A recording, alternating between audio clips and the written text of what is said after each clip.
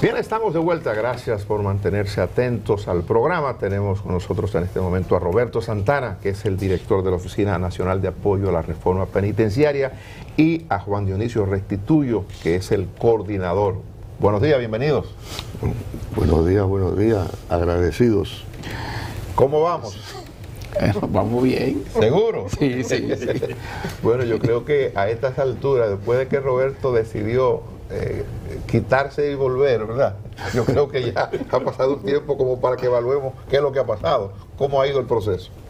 Muchas gracias, Dani. En primer lugar, agradecer sinceramente a ustedes esta oportunidad nuevamente. Bueno, efectivamente, luego de retomar el tema de la reforma en abril del año pasado, pues, y es bueno en primer lugar consignar el por qué fue necesario crear la Oficina de Apoyo a la Reforma Penitenciaria. Es bueno explicarlo porque a veces hay inquietudes, bueno, ¿por qué crear esa oficina si existe un sistema? Y es simplemente por lo que ocurre en el Estado cuando tiene que ponerle un extra para cambiar algo. En aquellos momentos cuando se creaban las comisiones de apoyo a la reforma del Estado, por ejemplo, o por ejemplo existe una comisión para la reforma de la policía o la reforma de diferentes áreas. Es cuando el Estado entiende que hay una dependencia que necesita un apoyo más allá... Un refuerzo. Sí, más allá del desenvolvimiento particular de esta... Por eso se creó que es una especie, diríamos que de comisionado, para decirlo de una manera. Al día de hoy, Roberto, concretamente, ¿qué cosas se ha conseguido para que la gente que nos ve nos escuche? O sea, ¿qué hemos conseguido a partir de la creación de esta oficina?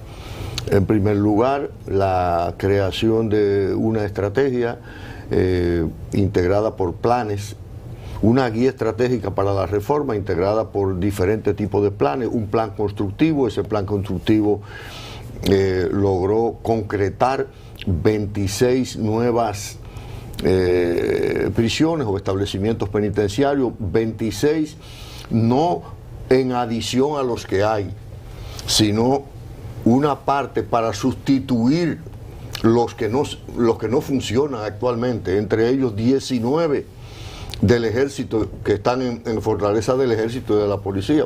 La gente a veces dice, pero ¿para qué más cárceles? No es más cárceles, es que en Neiva, en Nagua, en San Francisco, en Cotuí, en Montecristi, en Santiago Rodríguez, en El Ceibo, los privados de libertad están dentro de fortalezas militares, que no debe estar. En ningún país del mundo están los privados de libertad en fortalezas militares.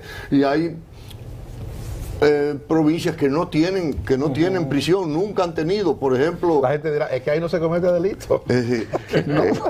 Es una deuda del Estado históricamente con esa provincia. Por ejemplo, Atomayor nunca ha tenido, Jimaní nunca ha tenido, y así por el estilo. Y hay que colocar también una donde no hay, que es donde en Bonao, y otra también en San José de Ocoa. Ahora, Roberto, perdone, en su experiencia, porque los gobiernos por lo regular le gustan invertir en áreas donde se pueda mostrar y decir, bueno, hicimos la carretera X, hicimos el hospital Y, pero invertir en cárcel, yo le pregunto, ¿ha sido fácil persuadir a los gobiernos con los que usted le ha tocado trabajar de invertir en eso? No, nunca es fácil. Porque aparte de que se vea o no se vea, las sociedades históricamente tienen una visión limitada sobre el tema de los privados de libertad y tienen un criterio vengativo. Bueno, él le faltó a la sociedad, pues él no importa, en él no hay que invertir un centavo. Lo que la sociedad en esa visión infantil no sabe es que esas personas que le faltaron le van a volver a faltar a la sociedad cuando salgan de nuevo.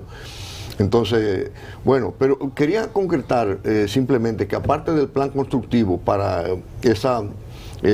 completar la reforma, también hay una cantidad de aspectos. Por ejemplo, lo que tiene que ver con el medio libre. Hay que ocuparse de la reinserción. porque si no te ocupas de formarlos bien, de disciplinarlos bien y de crearles condiciones para que se reinserte laboralmente, vendrán encima de ti. Pero junto con eso también hay una cantidad de iniciativas para garantizar que la reforma sea completa. Hay un elemento que yo quiero que Dionisio desarrolle, que se refiere a, y es parte de la reforma, a lo que él ha acuñado como los presos de la pobreza. Cómo nosotros, como parte de la reforma, estamos atacando la sobrepoblación, una sobrepoblación inaceptable, por una cadena de irresponsabilidades, y hemos conseguido unos fondos ahí para sacar a personas que están presas hasta por 500 pesos. 500 pesos, mientras nos cuesta 1.400 diarios. Juan Dionisio, explica ese tema que es importante. Juan Dionisio es el encargado de coordinar el área de justicia, que es el área más crítica del tema. Bueno, primero agradecerle esta participación. Yo creo que esta reforma va a permanecer en el tiempo porque, como dice Roberto, estamos creando cosas nuevas y desbaratando lo viejo que no existe. Y lo vamos a desbaratar. Y una de las cosas que vamos a desbaratar es el tema de la corrupción.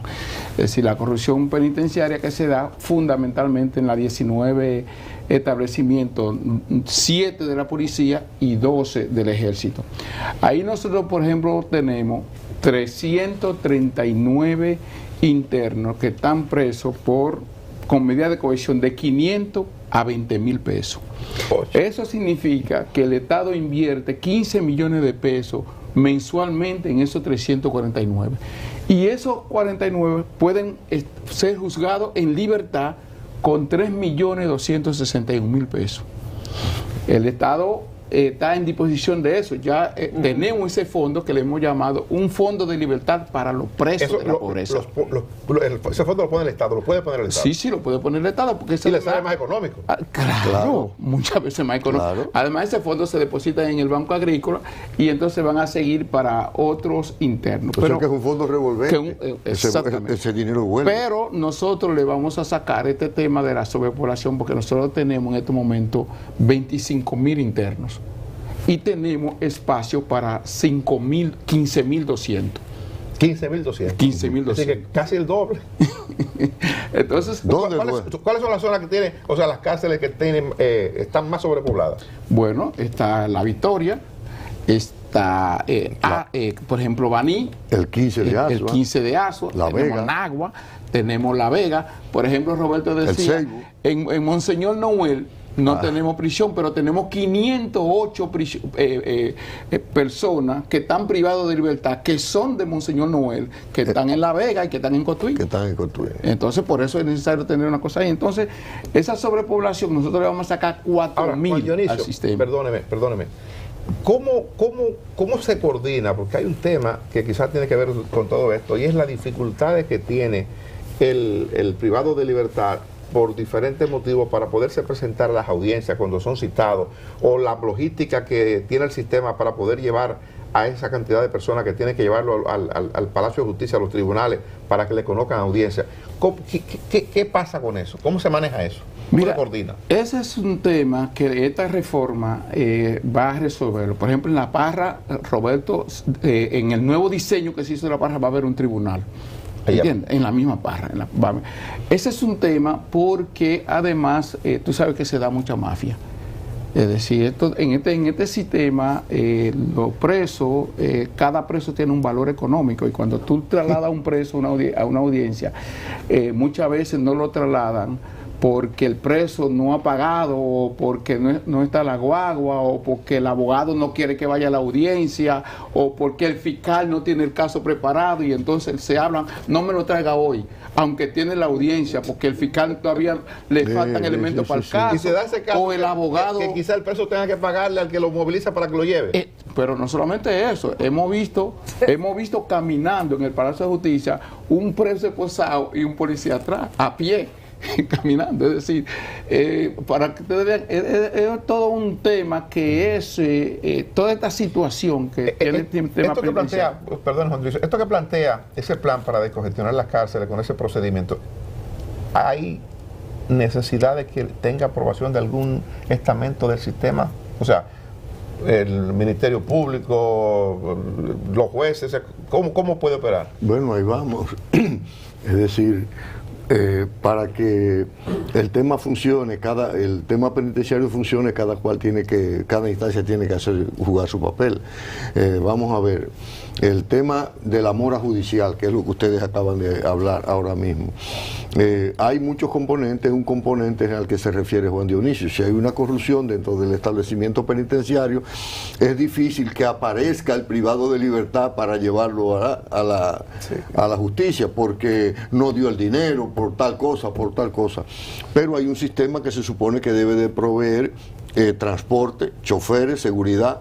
En este caso hay que consignar, sin embargo, que por ejemplo aquí en el distrito, el juez Cano ha hecho un esfuerzo junto con Roberto Hernández, y en lo que tiene que ver, por ejemplo, con el Distrito Nacional, prácticamente no hay mora judicial. Ellos han hecho un esfuerzo grande. Ahora hay otros elementos, como por ejemplo el de la sobrepoblación, que le acabamos de hablar.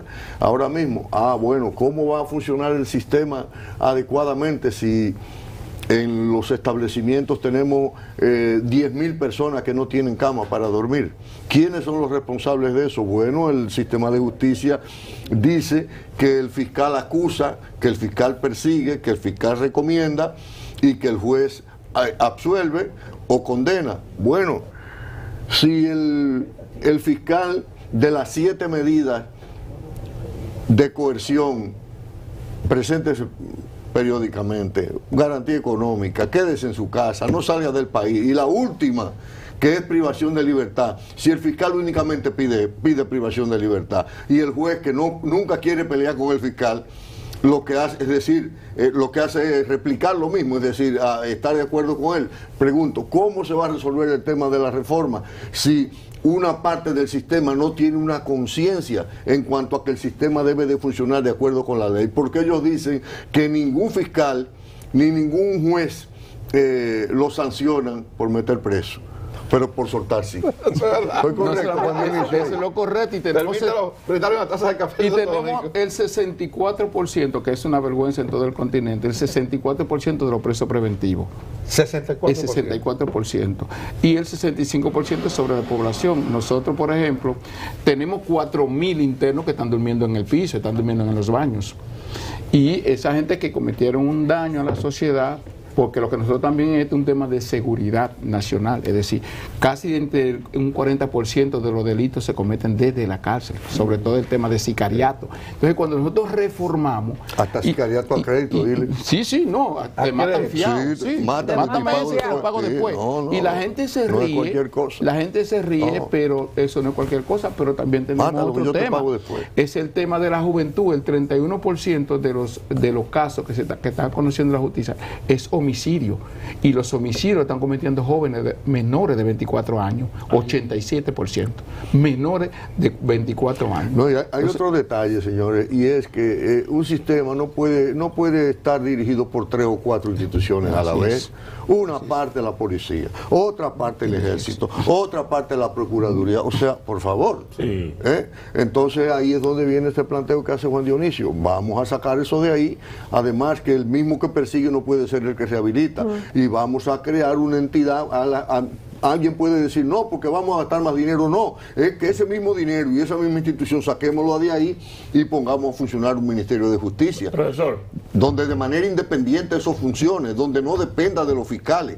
Profesor, el asunto de los tribunales en La Parra, ¿va a ser en todo el país o solamente en La Parra? Bueno, yo sostuve una reunión, de hecho 2, con el presidente de la Suprema Corte cuando empezó esto, es decir, hace casi un año. Estuvimos reuniéndonos cada 15 días con su equipo durante un tiempo. Ya tenemos como 5 meses o 6 meses que no nos reunimos. Espero, señor presidente, que retomemos las reuniones. Y en esas reuniones llegamos a la conclusión de que las prisiones más sobrepobladas teníamos que tenerle el juez cerca, sí, montarle unos tribunales. Entonces, La Victoria, La Vega, Najayo y cosas así, y en este caso de Las Parras. Es decir, honestamente, si la justicia hace su papel, eso ni siquiera es necesario. Ahora ya tenemos el hecho, entonces debido a que tenemos el hecho de una sobrepoblación que ya estamos conociendo, muy particularmente en ese tipo de lugares, pues entonces es necesario trasladar jueces y fiscales ahí. Y en eso es que estamos, ¿verdad? Sí, eso sí, se ha aprobado. ¿Se ha producido algún cambio, Roberto, en la relación de ustedes con la nueva Procuradora General de la República versus lo que ocurría antes? Usted denunció una serie de cosas que se daban ahí. Le pregunto hoy día cuál es la situación. Bueno, las relaciones son buenas. Juan Dionisio, nos reunimos la semana pasada, ¿fue?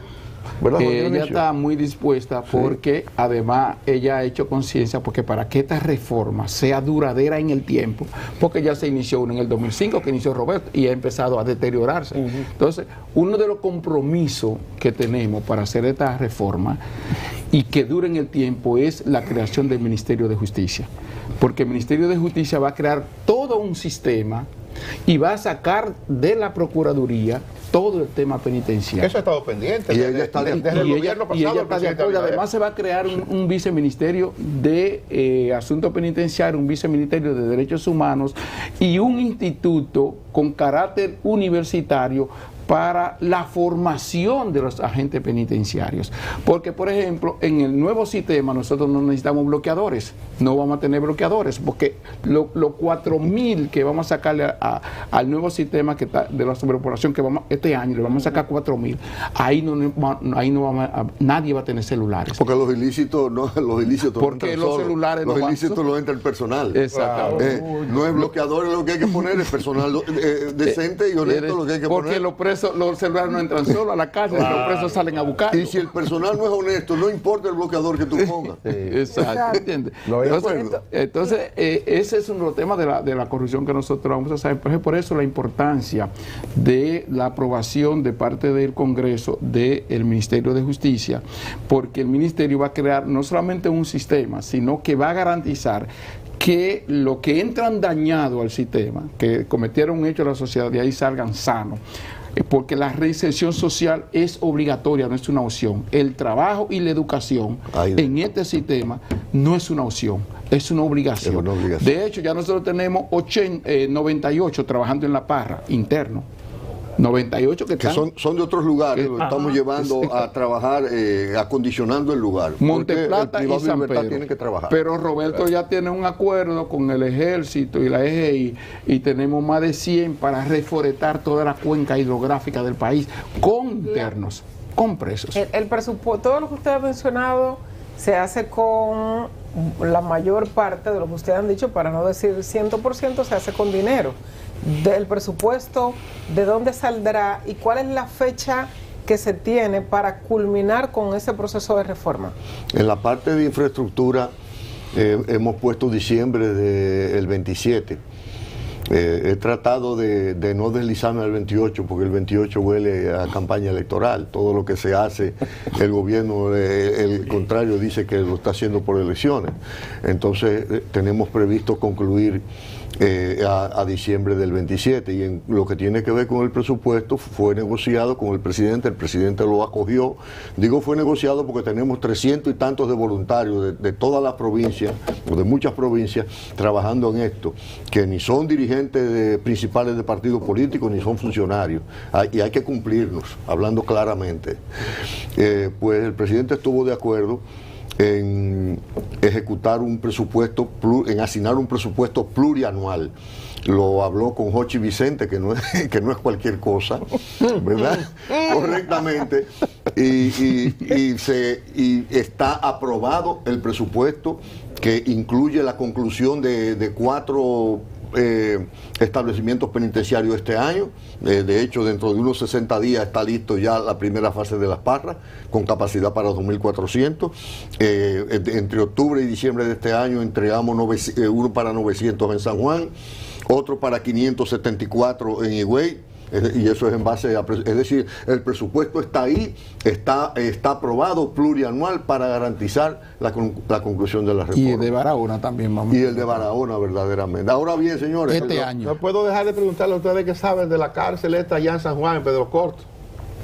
Bueno, no, precisamente Pedro Corto va a sustituir la cárcel pública que está en la 3ª Brigada. Exactamente. En la Fortaleza ahí. En la Fortaleza, sí. Que por cierto hemos tenido un... Que ahí fue que no me dejaron entrar cuando yo era diputado porque había una jugada de gallo. Sí. En la Fortaleza. Sí. Había una jugada por de gallo. cierto, hubo que mover el retén que el ejército tenía en Pedro Corto y por alguna recomendación local lo pusieron frente a la puerta del centro de Pedro Corto. Sí. Y nosotros le explicamos, no, tú no me puedes poner un retén para control de haitianos o de lo que sea, tú no me lo puedes poner frente a un centro penitenciario donde están yendo de visita niños, mujeres, etcétera. Y el ejército, que ha estado colaborando permanentemente con nosotros, inmediatamente lo movió de ahí. Nosotros se lo agradecemos sinceramente. A propósito de colaboración del ejército, yo le pregunto a ustedes que están lidiando con esto y están rompiendo una estructura mafiosa, y cuando ustedes llegan a una fortaleza o cuando llegan a un destacamento, a un recinto de la policía donde hay una cárcel, ¿y cómo lo ven ustedes? ¿Qué yo te digo? Malos ojos. ¿Qué le digo? Porque ese es otro tema. Ese es otro tema. Nosotros no solamente estamos Ahí hablando... viene lo daña comida. Nosotros no solamente estamos bregando con el tema penitenciario, sino que también tenemos una reunión con el director de la policía todos los miércoles, porque donde primero que llega el preso, el interno, es a un cuartel. Sí, al cuartel. Y aquí se dan alrededor de 1.200, 1.300 presos en cuarteles diarios. Roberto recibe un informe, pero ahí también se dan sus mafias, que el director de la policía está tratando de enfrentarla, porque a un privado de libertad que le dan una medida de cohesión, el abogado, el fiscal, el interno dice, mira, agárrame ahí y no me mande para el 15 de Asua, déjame en el cuartel. Con una medida de cohesión que dice que es para el 15 de Asua, o que dice que va para la Victoria, y lo dejan ahí, y eso es. Claro. Pero ustedes recuerdan lo que pasaba en las carcelitas de los palacios de justicia, que ahí el de Ciudad Nueva, que hubo que quitarle el control a los fiscales, hablando claro, cobraban 35,000 pesos por noche, diarios, por persona. Por noche. 35,000. Para dejarlo ahí tranquilo. ¿Tú has pagado 35,000 pesos en algún hotel diario aquí? No. Pues ahí sí. Y no hubo que quitárselo. Ahí volvemos de las razones por las que nosotros tenemos que independizar el sistema penitenciario. Profesor, en Estados Unidos causó mucho impacto negativo una información que dio el presidente Donald Trump de que iba a rehabilitar la cárcel de Alcatraz, que es un museo. ¿Usted le parece justo eso? Yo creo que, con todo el debido respeto, yo soy un funcionario, es más, no soy funcionario, lo que soy un ciudadano honorífico ahí. Yo pienso que el presidente Trump, una parte de las cosas las dice cuando se le ocurren, y no necesariamente tenemos que ocupar el tiempo en atender todo lo que a él se le ocurre, ¿verdad? Porque no hay ninguna posibilidad. Al revés, se está, por disposición del Departamento de Justicia y por sentencia de jueces, dos cosas: la cárcel más grande del mundo, hasta que apareció esto de Bukele, que es Rikers Island, con capacidad para 23,000, hace 5 o 6 años ya se ordenó su cierre, y ya un cierre gradual, solo quedan unos 5,000. Roberto, gracias por el tiempo de ustedes. Gracias. Bien. A Juan Dionisio Restituyo, Roberto Santana también. Nos despedimos. Mañana estamos de vuelta a partir de las 5 de la madrugada.